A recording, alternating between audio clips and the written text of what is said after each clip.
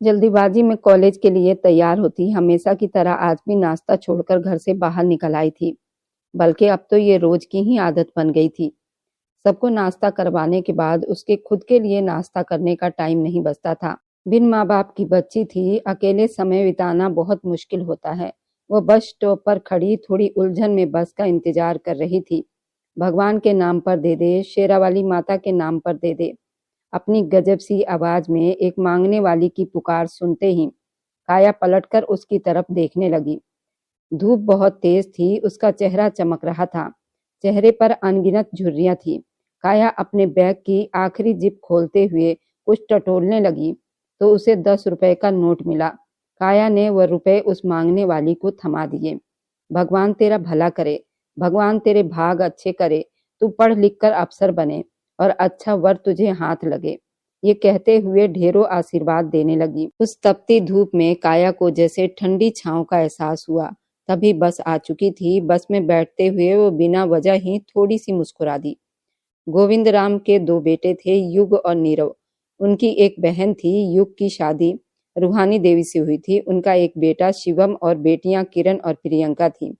ओजस्वी जिसकी शादी दीनानाथ से हुई थी, लेकिन भरी जवानी में ही वो विधवा हो गई थी। उनकी एक बेटी थी काया। पति की मृत्यु के बाद ओजस्वी का रिश्ता दीनानाथ के दोस्त के बेटे से करने की बात चली, जो पहले से शादीशुदा था, अच्छी खासी जिंदगी बिता रहा था। मगर किसी का बसा बसाया घर बर्बाद करने का ओजस्वी का दिल नहीं माना और उसने साफ मना कर दिया। वो विधवा सारी जिंदगी बिताने को तैयार थी, क्योंकि वे दीनानाथ से बेहद प्रेम करती थी। इसलिए वो 5 साल की अपनी बेटी को लेकर वापस अपने ही मायके में आकर रहने लगी। भाइयों ने शुरू में तो अच्छा बर्ताव किया, लेकिन वक्त के साथ साथ माँ बेटी उन्हें खटकने लगी। ओजस्वी घर का सारा काम करती ताकि उनकी बेटी की पढ़ाई न रुके। काया पढ़ाई में बहुत अच्छी थी। उसने 10वीं में टॉप किया था। उसे एक बहुत अच्छे कॉलेज में एडमिशन मिल गया था, लेकिन उस पर दोनों भाइयों ने हंगामा किया। हालांकि भाइयों के आगे उन्हें चुप रहना पड़ा। यूं ही उनकी प्यारी सी बेटी लंबे लंबे बालों वाली, बल्कि गुड़िया जैसी दिखती थी। इतना सब काम करके भी रोज कॉलेज के लिए निकल जाती। कुछ महीने पहले ही उसकी माँ को शुगर की शिकायत हुई थी और इलाज ठीक से ना होने की वजह से वो बढ़ती जा रही थी। ओजस्वी के काम का सारा बोझ अब काया पर आ गया था, जिसे वो पूरी जिम्मेदारी से निभाती थी। लेकिन ढेर सारा पढ़ना उसका सपना था, बल्कि उसकी माँ का भी सपना था कि वो बहुत आगे तक पढ़े। अब वो अपनी माँ के सपने को सच बनाना चाहती थी। कॉलेज पहुंचती तो बस से उतरते ही वो कॉलेज के अंदर दाखिल हुई। अरे काया, कहाँ रह गई थी? कब से तुम्हारा वेट कर रही हूँ, थोड़ा जल्दी आया करो। आज कॉलेज में बायोलॉजी के नए प्रोफेसर आए हैं। उसकी सहेली तानिया ने उसे जल्दी से बताया। अच्छा कहते हुए काया उसके साथ क्लासरूम की तरफ बढ़ चली। आज क्लास में काफी सारे स्टूडेंट थे। यार क्या ही हैंडसम बंदा है, उसकी पर्सनैलिटी कमाल की है। तान्या और ज्यादा बोली तो काया ने उसे हल्का सा झटका देकर चुप करा दिया। दोनों अपनी अपनी सीट पर जा बैठी। काया अपने नोट्स निकाल रही थी कि उसी वक्त क्लासरूम में वो प्रोफेसर दाखिल हुआ। सब स्टूडेंट बड़े मान सम्मान में उनके लिए खड़े हो गए। काया भी उनमें शामिल थी। इजाजत मिलने पर सब वापस बैठ गए। काया की सरसरी निगाहें प्रोफेसर पर टिक गई। काले बालों में हल्का सा जेल, चेहरे पर सलीके से गिरी लटें, होठों पर हल्की मुस्कान, चेहरे पर अलग सी चमक, चश्मे की ओट में छुपी गहरी आंखें। काया को बेकाबू सी झुंझुनी हुई और उसने तुरंत नजरें झुका ली। मैं यहाँ नया प्रोफेसर हूँ, उसने चश्मा ठीक करते हुए कहा और सब पर एक एक नजर डालकर अपना परिचय दिया। इतना वक्त नहीं है कि सबकी बातें सुन सकूं, इसलिए सीधे पढ़ाई पर आते हैं। वह लैपटॉप खोलकर लेक्चर शुरू कर चुका था। स्लाइड चल रही थी। वह लगातार बोल रहा था, मगर काया को उसके शब्द सुनाई नहीं दे रहे थे। वह तो बस उसे देखे जा रही थी। बोलते हुए वो उसे बहुत ही प्यारा लग रहा था। काया कब उसके शब्द सुन रही थी, वह तो बस उसका चेहरा ही निहार रही थी। शायद उसकी ये बेखबरी सी टकटकी तेजस वर्मा भी नोट कर चुका था। क्लास खत्म हुई। लेक्चर भी उसने 1 हफ्ते के लिए सबको अपने सब्जेक्ट में प्रोजेक्ट बनाने को दे दिया। अभी आए 2 दिन हुए थे और प्रोजेक्ट। काया सर झुकाए गुस्से में बड़बड़ाने लगी। उसे खुद पर भी गुस्सा आ रहा था, क्योंकि पूरा लेक्चर बीत चुका था और उसे कुछ भी समझ नहीं आया था। ना ही उसने ध्यान दिया था। मिस स्टूडेंट, उसकी तरफ इशारा करते हुए उसने कहा, मेरा नाम तेजस वर्मा है। उसके हाँ में सिर हिलाने पर काया खड़ी हुई। कल सबसे पहले आप प्रोजेक्ट देंगी, आउट ऑफ एनी एक्सक्यूज, उसने थोड़ा सा सख्त लहजे में कहा। काया ने मुंह बनाते हुए हाँ में सिर हिला दिया। वह जा चुका था, लेकिन काया के लिए एक अधूरी सी कहानी पीछे छोड़ गया था। तुम्हारा मुंह इतना क्यों बना हुआ है? तान्या ने उसके चेहरे की तरफ देखते हुए पूछा। और क्या बताऊं, बिना सुने बिना समझे बस देखती ही रह गई। काया के मन में यही चल रहा था, अब मैं क्या करूं? मैंने तो लेक्चर ध्यान से सुना ही नहीं, अब कल प्रोजेक्ट कैसे बनाऊंगी? परेशानी से कहती हुई वह उठी, उसके साथ बाहर आ गई। ये क्या कर रही हो तुम तो इतने ध्यान से सारी बातें सुनती थी, तुम्हें क्या समझ नहीं आया? तान्या को उसकी लापरवाही पर बहुत हैरानी हुई। मुझे कुछ भी सुनाई नहीं दिया। छोड़ो। उलझन में डूबी काया की हालत देखकर तान्या समझ ही नहीं पाई कि वो क्या कहे, और अगर समझाने बैठती तो जरूर उसका मजाक उड़ाती। अब कहाँ जा रही हो? तान्या ने पुकारा तो काया रुक गई। प्रोफेसर के पास। ये टॉपिक दोबारा समझना चाहती हूँ। क्या कह रही हो? अभी तो समझा कर गए हैं, फिर दोबारा क्यों समझाएंगे? नहीं समझाएंगे तो प्रोजेक्ट कैसे बनाऊंगी? नखरे मत करो, चलना है तो मेरे साथ चलो, नहीं तो मैं चुपचाप चली जाऊंगी। काया ने अपना सारा गुस्सा तान्या पर उतार दिया और मुंह फुलाए आगे बढ़ गई। स्टाफ रूम से तेजस वर्मा के बारे में पूछते हुए वो उसके केबिन की तरफ बढ़ी। गहरी सांस छोड़कर बहुत हिम्मत जुटाते हुए उसने दरवाजे पर दस्तक दी। भीतर से आई मर्दाना आवाज सुनकर एक पल को उसका दिल दहल गया। दरवाजा खोलते ही वह अंदर बढ़ी। प्रोफेसर तेजस सोफे पर बैठा चाय पी रहा था। काया को अपने कमरे में देखकर वह थोड़ा हैरान हुआ। चाय का कप टेबल पर रखकर उसकी तरफ देखा। यस, बोलिए। सर, जो आपने थोड़ी देर पहले टॉपिक समझाया था, मुझे एक बार फिर समझा दीजिए। काया नर्म लेकिन घबराए अंदाज में बोली। मैं क्लास में समझा चुका हूँ, अगर कोई समस्या थी तो वहीं पूछ लेती, अब अकेले में कैसे समझाऊंगा? तेजस वर्मा के माथे पर बल पड़ गए। आई एम सॉरी सर, मुझे वहां कुछ समझ नहीं आया, इसलिए दोबारा आपके पास आई हूँ। काया को पहली बार बहुत शर्मिंदगी महसूस हुई। आपकी बात का मतलब क्या है? अगर क्लास में समझ नहीं आई है तो क्या गारंटी है कि अब समझ में आ जाएगी? वह गुस्से में बोला। काया ने टिकी नजरों से देखते हुए कह दिया, आप समझा देंगे तो क्या हो जाएगा? आपकी भी तो रिवीजन हो जाएगी और आपको भी समझाने में आसानी हो जाएगी। दोबारा बच्चों को आसानी से समझा सकेंगे। उसके मुंह से शब्द खुद ब खुद निकलते चले गए। उसे खुद अंदाजा नहीं हो रहा था कि वो क्या कह रही है। तेजस वर्मा गुस्से से लाल हो गया। आउट। बस एक शब्द कहकर उसने उसे बाहर निकलने का इशारा किया। प्लीज, काया घबराकर बोली। सुनाई नहीं दे रहा, दफा हो जाओ यहाँ से। वह गरजा। काया रोने की शक्ल बनाकर उसे देखने लगी। तेजस वर्मा बहुत गुस्से में अपनी जगह से उठा और उसके पास आ गया। लगता है प्यार से बात समझ नहीं आती। मैं नहीं चाहता कि मैं तुम्हें टच करूं, क्योंकि मैं ऐसी खूबसूरत लड़कियों को टच करता हूं तो मेरे अंदर गुदगुदी होने लग जाती है। मैं अपने ऊपर कंट्रोल नहीं रख पाता, इसलिए बेहतर होगा खुद बाहर चली जाओ। सर, आप में थोड़ा भी लिहाज नहीं? कोई इस तरह से बात करता है? काया नाराजगी से बोली। उसकी बात पर तेजस वर्मा भड़क गया और उसने उसे बाजुओं से पकड़कर दीवार से चिपका दिया। उसकी कमर दीवार से जा टकराई और काया बुरी तरह से चौंक गई। अपनी लिमिट क्रॉस मत करो काया, वरना ऐसी हद बना दूंगा कि दोबारा झांक भी नहीं सकोगी। वह चेहरे के करीब झुककर गर्म सांसें छोड़ते हुए बोला। अपना नाम सुनकर काया का दिल बेचैन हो उठा। छोड़िए मुझे, दूर रहकर बात कीजिए, वह कांपती आवाज में बोली। वह गुस्से में हंसा। एक तो तुम जवान प्रोफेसर के कमरे में अकेली आ गई हो, ऊपर से भला की खूबसूरत हो, जिस्म तो जैसे शीशे की तरह है, फिर उम्मीद करती हो कि मैं तुमसे दूर रहूं? ये नामुमकिन है। यहाँ आने से पहले सोचना चाहिए था। उसके रोंगटे खड़े हो गए। प्लीज मुझे जाने दीजिए, काया ने गिड़गिड़ाकर कहा, मगर तेजस वर्मा छोड़ने के मूड में नहीं था। हाथ आई लड़की को कौन छोड़ता है? मुझे अपनी सुरक्षा करनी आती है प्रोफेसर। आप मुझे अच्छे इंसान लगे इसलिए आई थी, मुझे नहीं पता था कि आप। काया के शब्द रोने में बदल गए। उसकी आंखों में आंसू देखकर तेजस वर्मा पीछे हट गया। वह उदास लड़की के आंसू नहीं देख सका। अब जाओ यहाँ से, उसने गंभीर स्वर में कहा। उसकी ये अचानक नरमी देखकर काया हैरान हुई, मगर बिना शब्द बोले वहां से निकल पड़ी। बाहर गार्डन एरिया में आकर उसने गहरी सांस ली। हे भगवान, मैं कहाँ फंस गई थी? तेरी कृपा है कि सही सलामत लौट आई हूँ। मेरा भी आज दिमाग काम नहीं कर रहा था। बुदबुदाते हुए वो क्लास की तरफ बढ़ गई। प्रोजेक्ट समझने में उसे 2 दिन लग गए, जबकि अब प्रोजेक्ट को जमा करने के लिए बस 2 दिन ही बचे थे और प्रोफेसर का दिन कल था। रात गहरी होती जा रही थी। वो प्रोजेक्ट पर काम कर रही थी। घर के काम भी निपटाने थे। दिन में उसे पढ़ने का वक्त नहीं मिला था, इसलिए वह रात का ही वक्त चुनती थी। नींद के झटके भी आ रहे थे, मगर प्रोजेक्ट पूरा करना भी जरूरी था। वह किसी भी हाल में खराब ग्रेड नहीं लाना चाहती थी। तभी मोबाइल की बेल बजी। काया ने बिन देखे कॉल उठा ली। हेलो, कौन? कंधे और गाल के बीच में मोबाइल दबाए लैपटॉप पर हाथ चलाती रही। 2-3 बार हेलो कहा। जवाब न मिलने पर कॉल काट दी और पूरे ध्यान से प्रोजेक्ट में जुट गई। रात के 2 बज चुके थे। काम करते करते उसकी नजर पास रखे पानी के जग पर जा ठहरी तो देखा जग खाली पड़ा हुआ था। उसे भरने के ख्याल से वह अपने कमरे से निकलकर किचन की तरफ चली गई।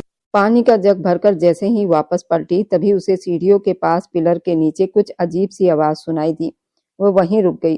दिल एक पल के लिए जोर से धड़क उठा था, लेकिन ये सोचकर कहीं कोई चोर न हो, उसने जाकर देखना ही ठीक समझा। अपने हाथ में पानी का जग लिए वह धीरे धीरे आगे बढ़ रही थी। वहां पहुंचकर रुक गई, ये देखने के लिए कि आखिर वहां कौन है। लेकिन सामने मौजूद उन 2 लोगों को देखकर काया की आंखें फटी की फटी रह गई। पीहू किसी लड़की के साथ अजीब अवस्था में थी। वह लड़का उसके दोनों ब्यूटी बॉर्न को अपने हाथों से मसल रहा था। कभी उसके होठों से चिपक कर उसे किस करता था। बस करो ना, पीहू इतराकर बोली। तुम मुझे प्यार नहीं करने दोगी तो मैं कहाँ जाऊंगा? मेरा बस चले तो मैं तुम्हें हर पल यूं ही प्यार करता रहूं। महावीर ने उसके होठों पर किस किया तो पीहू शर्माकर लाल पड़ गई। महावीर, तुम अपने मम्मी पापा से बात करो ना, हमारा रिश्ता तय कर दें। पीहू बहुत मनुहार भरे शब्दों में कहा। अपनी बाहें उसके गले के चारों तरफ डाल दी। हाँ हाँ, क्यों नहीं, तुमसे शादी नहीं करूंगा तो किससे करूंगा? तुम ही मेरी दुल्हन बनोगी। ये कहते महावीर ने उसके कमर के चारों तरफ हाथ फैलाकर उसे अपने सीने से लगा लिया और उसकी गर्दन पर झुकते बेसुमार किस करने लगा। पीहू की सांसें तेज हो गई थी। तभी काया के हाथ से पानी का जग छूटकर नीचे गिर पड़ा। कांच टूटने की आवाज से वे दोनों चौंक गए। तुम यहाँ क्या कर रही हो? पीहू गुस्से से चिल्लाई। काया की तो जैसे जुबान ही गूंगी हो गई। वह कुछ बोल ही नहीं पाई। एक तरफ महावीर पीहू से मोहब्बत का इजहार कर रहा था, दूसरी तरफ रात के अंधेरे में प्रियंका से मिलकर उससे भी प्यार मोहब्बत की बातें किया करता था। यानी वो एक ही वक्त में दोनों बहनों को बेवकूफ बना रहा था। दोनों बहनें उसे चाहकर भी सच्चाई नहीं देख पा रही थी। काया ने अफसोस से सिर हिलाया। तुम यहाँ इस वक्त क्या कर रही हो? मेरी जासूसी कर रही थी। पीहू ने उसकी बांह पकड़कर झकझोरते हुए चिल्लाया। दीदी, मैं तो किचन से पानी लेने आई थी, यहाँ कुछ आवाज सुनी तो चली आई। मुझे लगा कोई चोर होगा, लेकिन मुझे नहीं पता था कि आप और महावीर यहाँ अपनी कीमती समय एक दूसरे के साथ बिता रहे हो। काया ने कांपती आवाज में कहा। अपनी बकवास बंद करो, कहते हुए पीहू का हाथ उठा और काया के गाल पर 5 उंगलियों का निशान छोड़ गया। तभी शोर सुनकर रूहानी देवी बाहर आ गई। ये सब क्या हो रहा है? ये पानी का जग कैसे टूटा?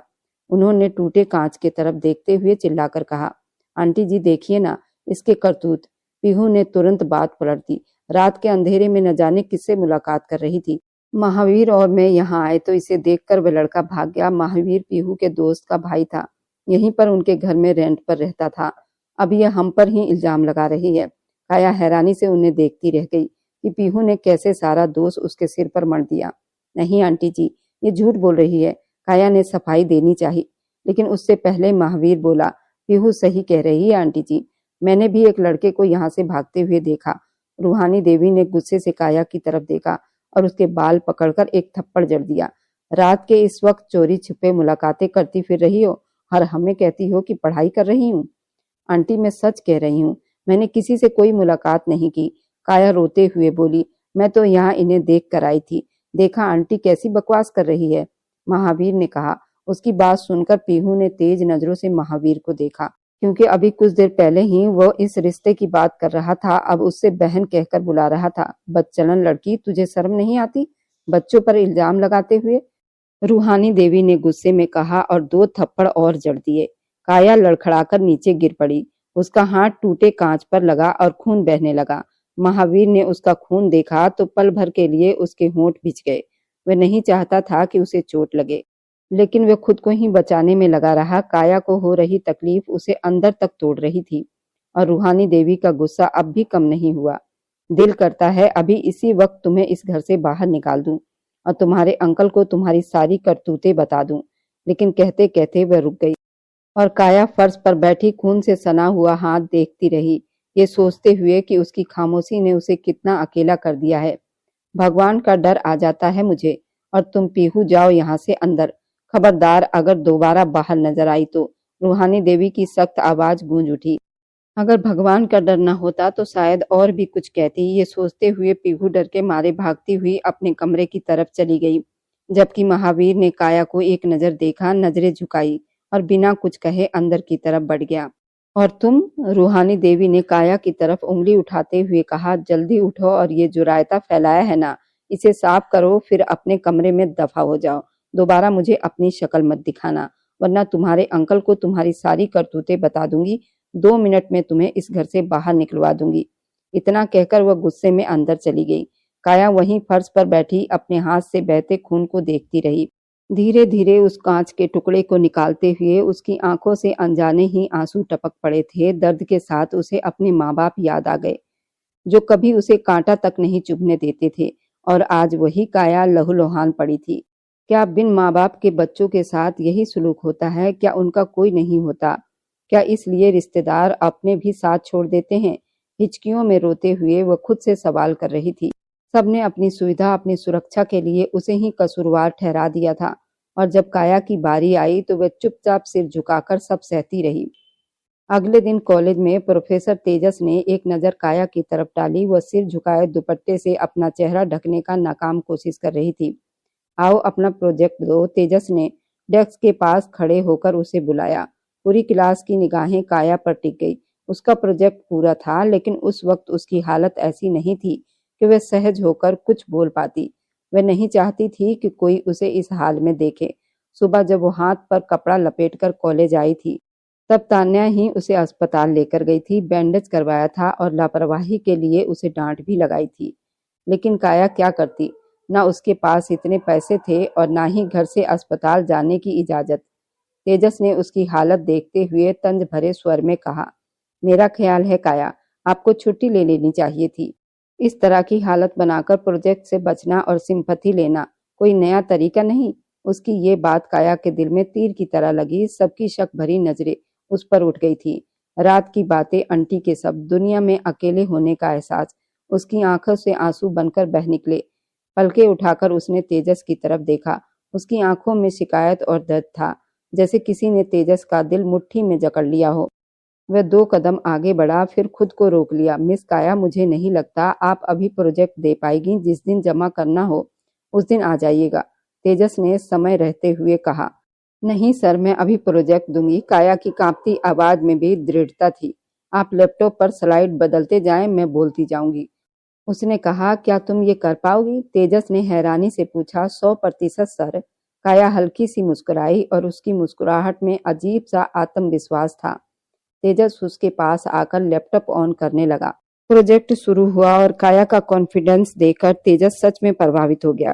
प्रोजेक्ट इतना शानदार था कि पूरी क्लास तालियों से गूंज उठी और काया के चेहरे पर जीत की चमक आ गई। बहुत अच्छा, यू डन वेरी इम्प्रेसिव। तेजस ने तारीफ की तो काया ने बस सिर झुका दिया। घर लौटने के बाद काया ने सबके साथ बोलचाल लगभग बंद कर दी थी। जिन्हें वह अपना मानती थी, वह उसके खिलाफ खड़े थे।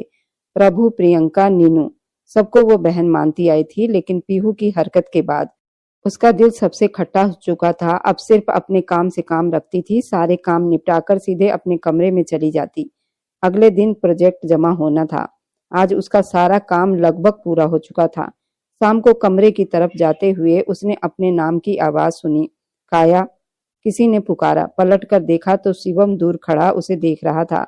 वह हैरान रह गई, क्योंकि आज तक शिवम ने उससे बात तक नहीं की थी। मेरे लिए एक कप कॉफी लेकर स्टडी रूम में आओ, उसने रौबदार लहजे में कहा। काया थोड़ा घबरा गई, फिर किचन में जाकर कॉफी बनाई। स्टडी रूम में पहुंची, जहां शिवम एक डायरी में कुछ लिख रहा था। शिवम जी, आपकी कॉफी, उसने धीरे से कहा। यहाँ टेबल पर रख दो और बैठो, शिवम ने गंभीर स्वर में कहा। मुझे तुमसे कुछ बात करनी है। उसकी गंभीर आवाज सुनकर काया का दिल और तेज धड़कने लगा। उसे समझ नहीं आ रहा था कि आखिर अब उसके साथ क्या होने वाला है। डर से कांपती हुई काया के गले में बड़ी मुश्किल से आवाज निकली थी। जी बोलिए। शिवम ने उसे ऊपर से नीचे तक देखते हुए यूं ही पूछ लिया। किस कॉलेज में पढ़ती हो? काया हैरानी से उसकी तरफ देखती रही, फिर धीमी आवाज में कॉलेज का नाम बताया। शिवम ने कुछ सोचते हुए सिर हिलाया और ठोस लहजे में कहा, ठीक है, कल से तुम कॉलेज नहीं जाओगी। उसकी बात सुनते ही काया की आंखें हैरानी से फटी की फटी रह गई। आप ये क्या कह रहे हैं शिवम जी? मेरा लास्ट सेमेस्टर चल रहा है, कॉलेज नहीं जाऊंगी तो पेपर कैसे दे पाऊंगी। शिवम ने कॉफी का मग उठाते हुए सख्त आवाज में कहा, तुम्हें मेरी एक बार कही बात समझ नहीं आती? नहीं जाओगी मतलब नहीं जाओगी। किसी और कॉलेज में तुम्हारा एडमिशन करवा दूंगा, लेकिन इस कॉलेज में अब तुम नहीं जाओगी। काया की आवाज भर गई। शिवम, अगर मैं कल प्रोजेक्ट जमा नहीं कर पाई तो मुझे एग्जाम में बैठने नहीं दिया जाएगा। शिवम ने गुस्से में जवाब दिया, तो मत बैठना, डिग्री चाहिए तो तुम्हें मिल जाएगी, तुम्हें जाने की जरूरत नहीं है। ये सुनकर काया सिर झुकाए अपने कमरे की तरफ बढ़ गई, जबकि शिवम गहरी सोच में डूब गया। अगले दिन सब अपने अपने प्रोजेक्ट जमा करा चुके थे, सिवाय काया के, जो अभी तक कॉलेज नहीं पहुंची थी। तान्या ने कई बार कॉल किया, मगर काया ने एक भी कॉल अटेंड नहीं की। दूसरी तरफ काया का रो रो कर बुरा हाल था। जिस प्रोजेक्ट के लिए उसने अपनी नींद, चैन, सुकून सब कुछ बर्बाद किया था, उसी से उसे दूर रखा जा रहा था। शिवम ऑफिस निकल गया तो काया ने खिड़की से बाहर झांकते हुए भगवान का धन्यवाद किया और प्रोजेक्ट की फाइल उठाकर घर से बाहर निकल पड़ी। आज वो सच में लेट हो चुकी थी। बस नहीं मिली तो किसी तरह ऑटो लेकर कॉलेज पहुंची। जैसे ही कॉलेज में कदम रखा, सामने तान्या दिखाई दी। तुम्हारा दिमाग खराब हो गया है क्या? अब आ रही हो? सुबह प्रोजेक्ट जमा होना था। काया ने जल्दी से कहा, ये बातें बाद में, पहले मेरे साथ चलो। वह आगे बढ़ी, लेकिन वहां पहुंचकर पता चला कि जमा करने का समय खत्म हो चुका है। तान्या झुंझलाकर बोली, ऐसे थोड़ी चलता है, ये कॉलेज है, कोई रिश्तेदारों का घर नहीं। काया की आंखें भर आई। शिवम ने मुझे कॉलेज आने से मना कर दिया है, कह रहे हैं कि किसी और कॉलेज में दाखिला करवा देंगे। मैं छुप छुपा कर आई हूँ। तान्या गुस्से से बोली, पहले पीहू और महावीर, अब ये शिवम भी, क्या लोग हैं यार। फिर नरम पड़ते हुए बोली, चल प्रोफेसर तेजस के ऑफिस चलते हैं, आज हमारे पास वजह है, शायद प्रोजेक्ट एक्सेप्ट कर लें। तान्या ने मासूम सा मुंह बनाकर कहा, मैं साथ नहीं चलूंगी, डांट खाने का शौक नहीं है मुझे, तू जा, मैं कैंटीन में इंतजार कर रही हूँ। मजबूरी में काया तेजस के ऑफिस की तरफ बढ़ी। दरवाजे पर हाथ रखते ही वो खुल गया और काया आंखें बंद करके बोलती चली गई, सर प्लीज, ये मेरा प्रोजेक्ट है, एक्सेप्ट कर लीजिए, मैं मजबूरी में फंस गई थी। आंखें खोली तो सामने का नजारा देखकर उसके पैरों तले से जमीन खिसक गई। कमरे में तेजस के सामने एक आदमी खड़ा था, जिसके हाथ में पिस्तौल थी और वो गुस्से में कुछ कह रहा था। पिस्तौल देखकर काया के हाथ पांव कांपने लगे। तेजस को पहली बार खुद पर गुस्सा आया। उसने झटके से काया की बाह पकड़ ली और उसे बाहर ले जाकर दीवार से लगा दिया। उसकी आंखों में गुस्सा भी था और कोई अनकहा डर भी। पिछली बार भी समझाया था, मेरे कमरे में मत आना, तुम्हें समझ में क्यों नहीं आता? काया की सांसें तेज चल रही थी।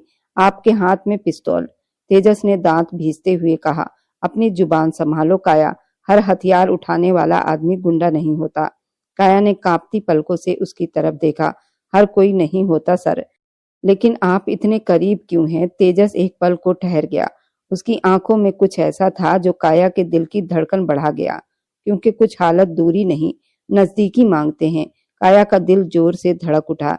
ये डर था या किसी अनजाने एहसास की शुरुआत, वह खुद नहीं जान पाई। कहानी यही एक रोमांचक और रोमांटिक मोड़ पर ठहर जाती है। क्या काया को अपने प्रोफेसर से मोहब्बत हो रही है या सिर्फ हालात का असर है? आखिर काया की शादी किससे होगी? आगे की कहानी और भी ज्यादा दिलचस्प, भयानक और रोमांटिक होने वाली है। बने रहिए और मेरी वीडियो जहां कहीं से भी आप लोग देखते हैं, कमेंट में अपने शहर और राज्य का नाम जरूर बताएं। मुझे आप लोगों का कमेंट पढ़ने में बहुत आनंद आता है और उन सभी का मैं बहुत बहुत धन्यवाद करना चाहती हूँ, जो लोग मेरी वीडियो को देखते हैं, लाइक करते हैं और शेयर करते हैं। अगर आपको आज की कहानी पसंद आई है तो जरूर मेरी वीडियो को लाइक कीजिएगा और अपने दोस्तों के साथ शेयर भी कीजिएगा। और हाँ, अगर आपने अभी तक हमारे चैनल को सब्सक्राइब नहीं किया है तो जरूर सब्सक्राइब कर लें। मिलते हैं हम अपनी कल की एक और नई दिलचस्प कहानी के साथ। मुझ पर सदा अपना प्यार और स्नेह बनाए रखें। सभी को मेरा प्यार भरा नमस्कार दोस्तों। खुश रहें, स्वस्थ रहें, मस्त रहें।